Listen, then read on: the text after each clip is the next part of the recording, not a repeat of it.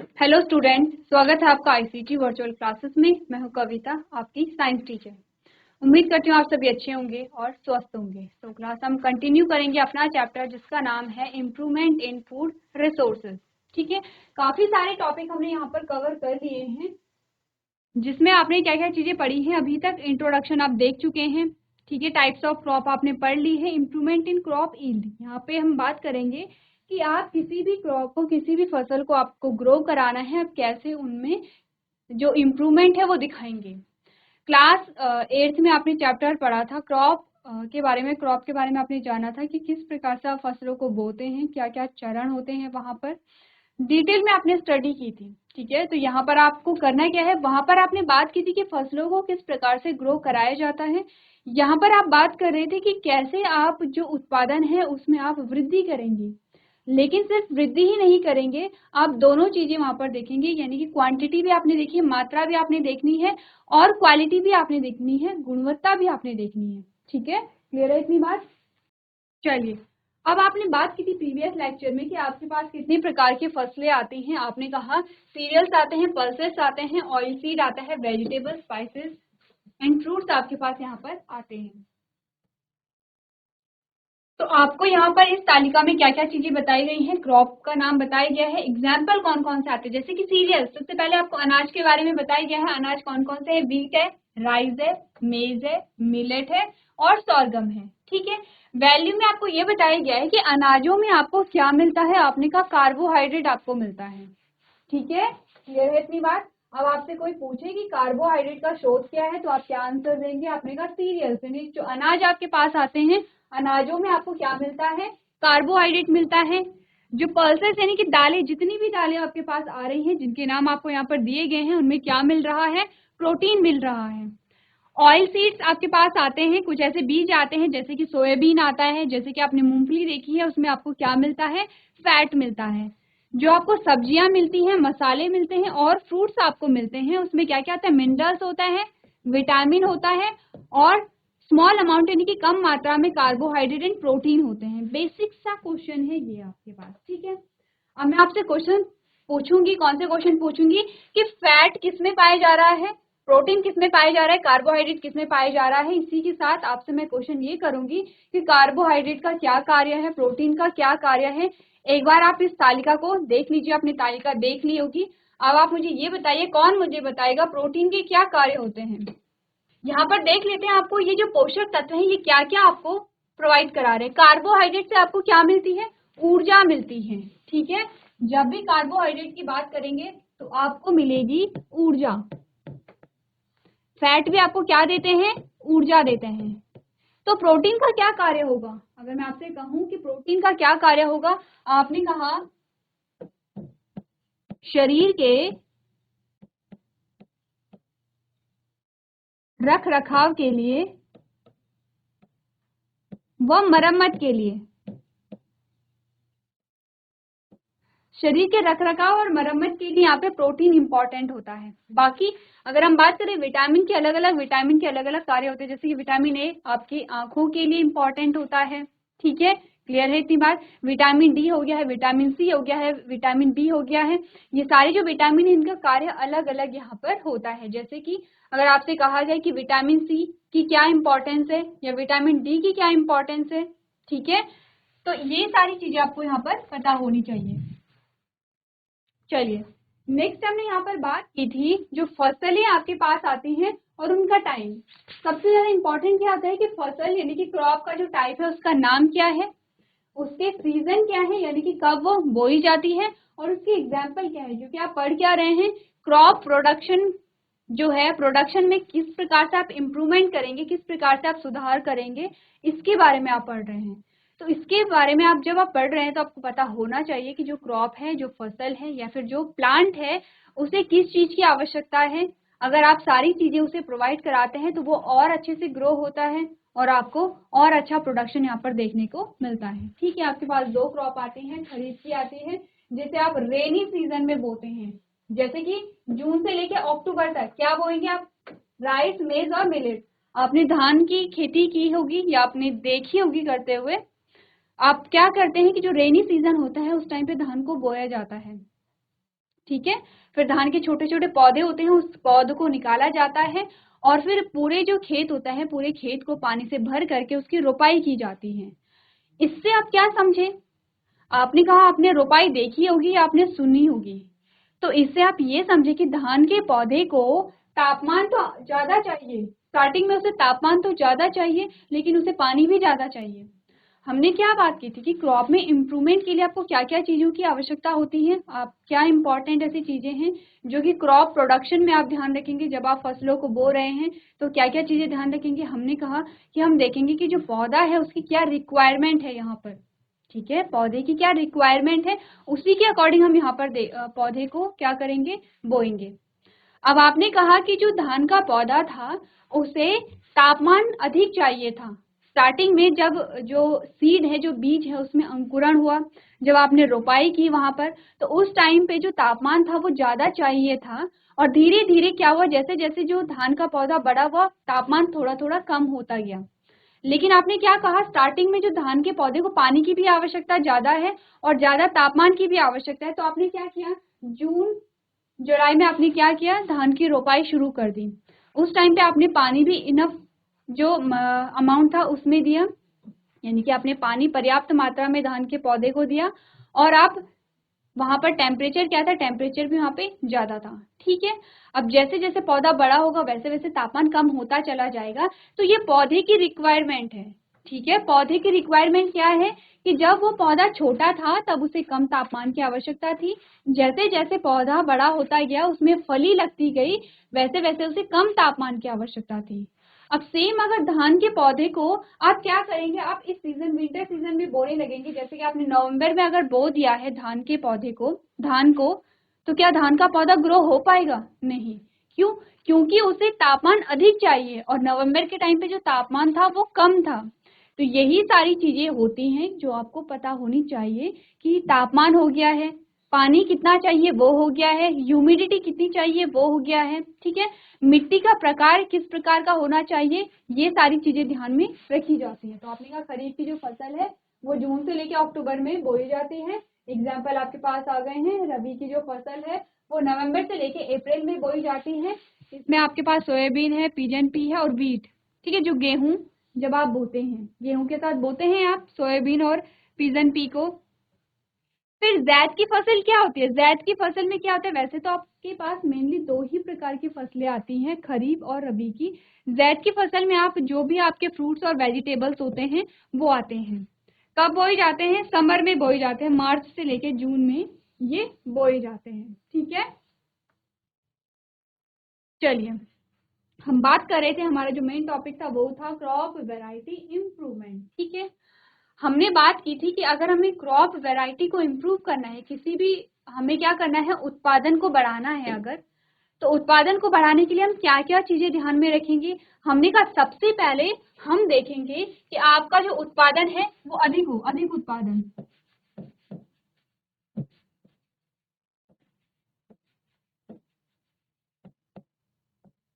उत्पादन क्या हो, अधिक हो।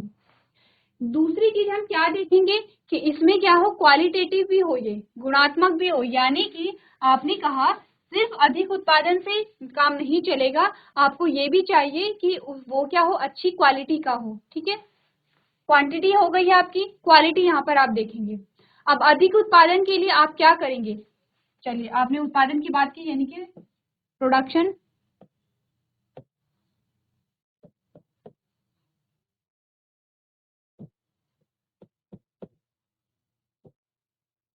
दूसरा क्या है, गुणात्मक सुधार होना चाहिए। गुणात्मक सुधार से क्या मतलब है कि जो क्वालिटी है वो अच्छी होनी चाहिए। तो प्रीवियस लेक्चर में हमने एक एग्जांपल लिया था, हमने कहा था धान का एग्जांपल ले लेते हैं। धान की दो वैरायटी आपके पास आती हैं, एक वैरायटी का नाम हमने ए रखा और दूसरी वैरायटी का नाम हमने बी रखा। अब हमने कहा ए में क्या है, आपको अधिक उत्पादन मिल रहा है।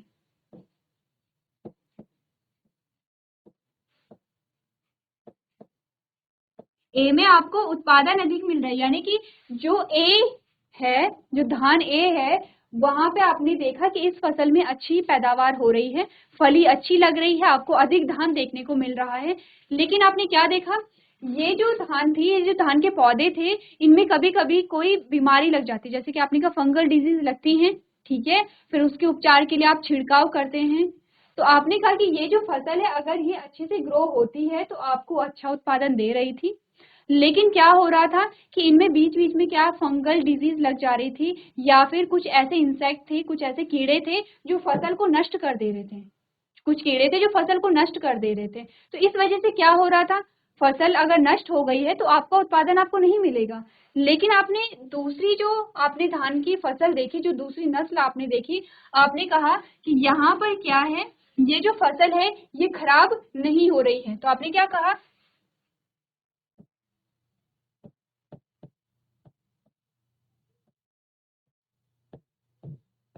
ये जो फसल है ये खराब नहीं होती है या खराब नहीं हो रही थी, क्योंकि इसमें क्या थे, कुछ ऐसे गुण थे, कुछ ऐसे कैरेक्टर थे कि जो वहां पर इंसेक्ट थे या जो कीट थे वो इस फसल को खराब नहीं कर पा रहे थे।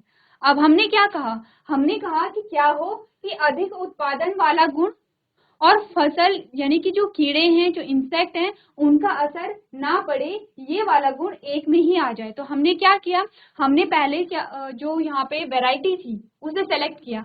हमने ए को सेलेक्ट कर दिया है। ए को सेलेक्ट करने के पीछे का कारण ये था कि जो ये ए और बी से मतलब समझ रहे हैं आप लोग कि ए और बी का मतलब क्या है। चलिए मैं फिर से रिपीट कर लेती हूँ। ए और बी का मतलब है धान की हम नस्लें ले रहे हैं। आपने सुना होगा कुछ चावल मोटे होते हैं, कुछ बारीक होते हैं, कुछ आपने कहा बासमती चावल हैं, ठीक है। तो ये अलग अलग क्या होती है, वैरायटी होती है क्रॉप की, यानी कि जो धान है, धान की अलग अलग वैरायटी है। हमने कहा ये अलग वैरायटी है धान की और ये अलग वैरायटी है धान की, दोनों धान की ही वैरायटी हम लोग ले रहे हैं। हमने कहा एक वैरायटी तो ऐसी थी कि जिसमें खूब सारा आपको उत्पाद मिल रहा था, बहुत सारा आपको धान मिल रहा था क्योंकि फली अच्छी लग रही थी। एक में आपने कहा फली अच्छी नहीं लग रही है, यहाँ पर आपको ज्यादा उत्पाद नहीं मिल रहा है, लेकिन ये फसल खराब नहीं होती है। जो कीट हैं वो इस फसल को खराब नहीं करते हैं। तो आपने एक चीज जानी होगी, जब हमने बात की थी जेनेटिक की, आपने कहा था जीन्स के बारे में हमने बात की थी, ठीक है। हमने बात की थी कि हर एक गुण के लिए एक जीन उत्तरदायी है, ठीक है। और जीन क्या होता है, आपने कहा पार्ट ऑफ डीएनए, ये आपका क्या है, डीएनए है, ये आपका डीएनए है, ठीक है। क्लियर है इतनी बात, ये डीएनए है। अब हमने कहा इस डीएनए का एक पार्ट, फॉर एग्जाम्पल ये लेते हैं, ये जो पार्ट है, ये पार्ट किसके लिए उत्तरदायी है, अधिक पैदावार के लिए उत्तरदायी है इसमें, ठीक है। जो जीन है, इस पार्ट को हम क्या कह रहे हैं, डीएनए के इस भाग को हमने कहा ये एक जीन है।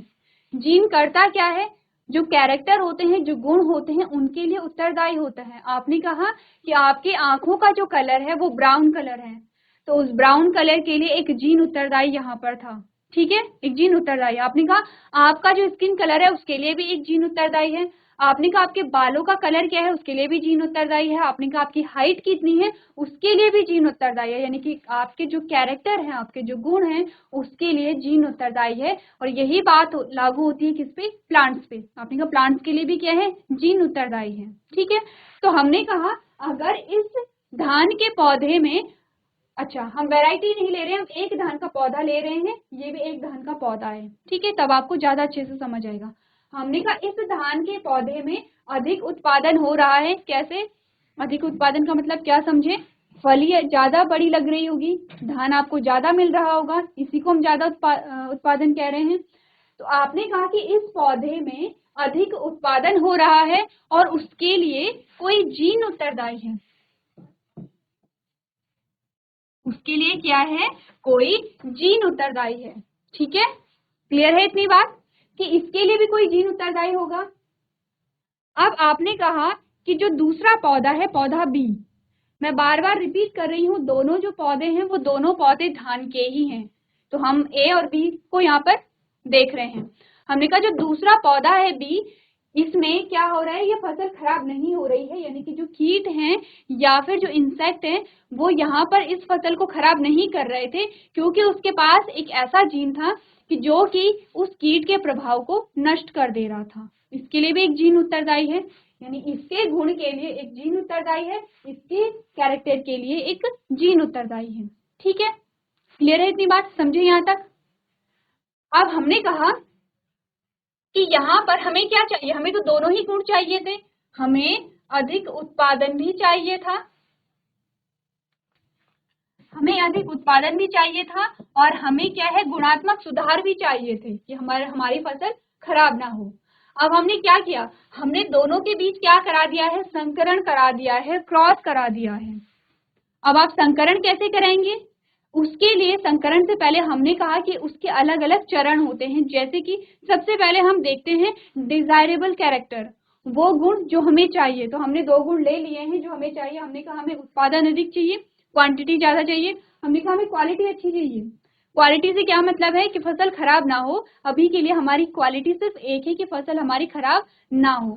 ठीक है, हमने दोनों को सिलेक्ट कर लिया है। अब इन दोनों के भी कराएंगे, क्रॉस कराएंगे। तो क्रॉस कैसे कराते हैं आप लोग, क्रॉस कैसे कराएंगे आप लोग, जो संकरण है, अगर प्लांट्स की बात की जाए, प्लांट्स में आप संकरण कैसे कराएंगे, आपने कहा कि आप इन दोनों के बीच में क्रॉस कराएंगे, आपको एक नई वैरायटी मिलेगी। अब इस नई वैरायटी में आपको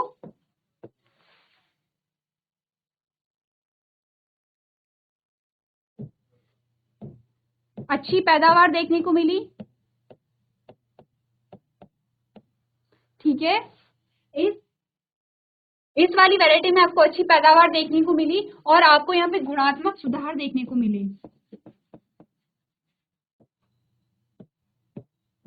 क्या मतलब हुआ इसका, आपने कहा अब हमारे पास ऐसी धान की वैरायटी आ गई है जिसमें पैदावार अच्छी हो रही थी।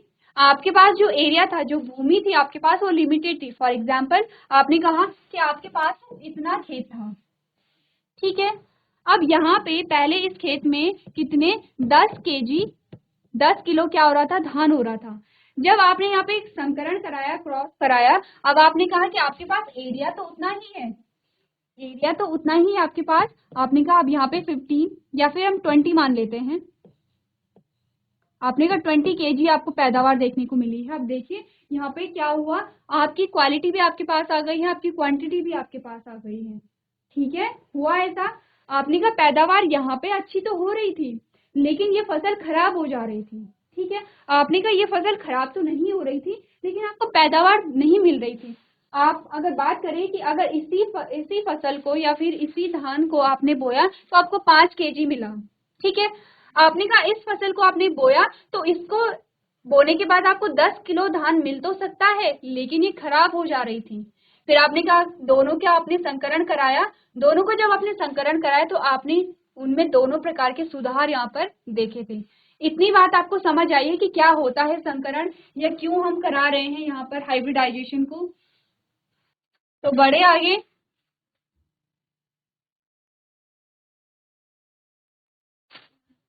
चलिए अब हाइब्रिडाइजेशन के आपको अलग अलग प्रकार बताए गए हैं कि हाइब्रिडाइजेशन कैसे होता है। आपने कहा इंटरवेराइटल, इंटरवेराइटल का मतलब क्या हुआ,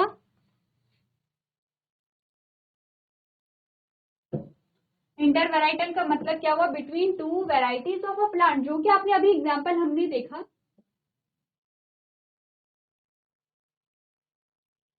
ठीक है, आपने क्या देखा, एक पौधे की दो किस्मों के बीच जब आपने क्या कराया, संकरण कराया, जो कि अभी हमने क्या एग्जांपल लिया था। ठीक है, सेकेंड आपके पास आता है इंटरस्पेसिफिक। इंटरस्पेसिफिक में आपने क्या कहा, between two species belong to same genus. आपने तो अलग अलग स्पीशीज को लिया और उनके बीच में आपने संकरण करा दिया है, तो उस प्रकार के संकरण को आपने क्या कहा, इंटरस्पेसिफिक कहा। नेक्स्ट आता है इंटरजेनेरिक, यानी कि between species of different genus, यानी कि विभिन्न जीनस की प्रजातियों के बीच। अब आपने जीनस भी अलग अलग ले लिए हैं और उनके बीच में आपने क्या कराया है, संकरण कराया है। ठीक है, प्रकार आप देख लीजिए कितने प्रकार के होते हैं, एक बार नोट कीजिए सारे बच्चे। चलिए तो आगे बढ़े।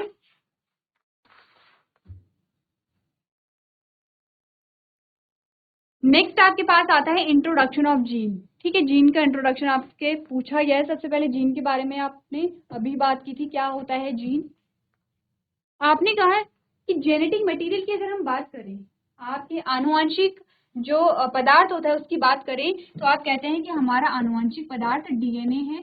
मैक्सिमम जो एनिमल्स होते हैं उनका जो आनुवंशिक पदार्थ होता है वो डीएनए होता है। ठीक है, बेसिकली डीएनए से क्या बनता है, आपका आरएनए बनता है। लेकिन कुछ ऐसे वायरस होते हैं जिनमें जेनेटिक मटेरियल क्या होगा, आरएनए होता है। और वहां पे क्या होता है, इस आरएनए से क्या बनता है, डीएनए बनता है। तो हम नीचे वाली जो चीज है वो आप ध्यान में रखेंगे, अभी इसका कोई काम नहीं है। हम देखते हैं जीन के बारे में, हम देखते हैं जीन के बारे में, ठीक है। डीएनए से यहाँ पे आरएनए बना। अब आपने कहा कि डीएनए से जब आरएनए बना तो आरएनए से क्या बना, प्रोटीन बना, प्रोटीन बना। और ये जो प्रोटीन है ये कैरेक्टर को हैंडल कर रही है, ये एक कैरेक्टर को हैंडल कर रही है, ठीक है। पहले तो आप इतनी बात समझ लीजिए। अब डीएनए देख लेते हैं। सबको पता है डीएनए क्या होता है, डबल हेलिक्स होता है। डीएनए किस किस चीज से मिलकर के बना होता है, अगर मैं आपसे पूछूं कि डीएनए किस किस चीज से मिलकर के बना होता है, कौन मुझे बताएगा। जीआईसी कोटियाल गांव, आपको आवाज आ रही है।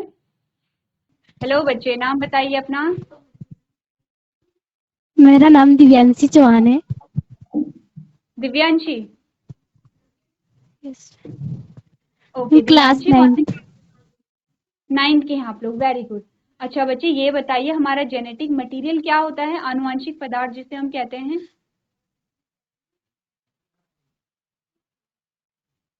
सूचना।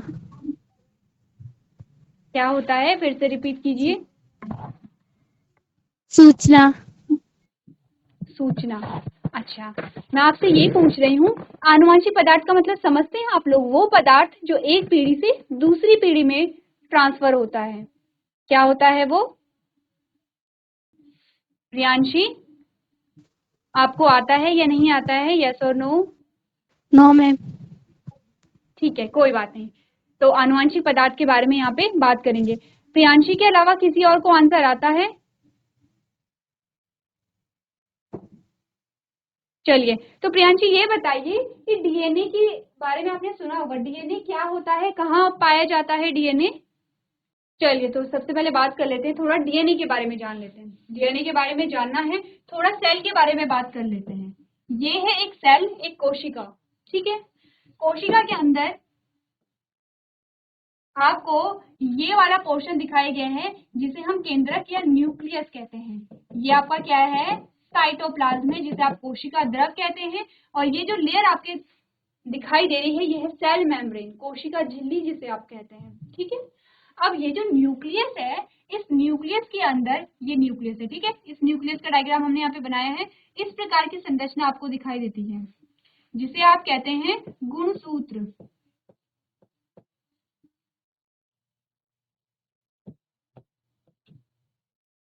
जिसे आपने क्या कहा, गुणसूत्र कहा। अब ये गुणसूत्र एक बार देख लेते हैं कि ये गुणसूत्र किस प्रकार के होते हैं। इस प्रकार की संरचना हमने बनाई थी और यहाँ पर आपको इस प्रकार से एक लड़ी जैसी संरचना दिखाई दे रही है। ये बीच में आपको कुछ गोले भी दिखाई देंगे इस प्रकार से।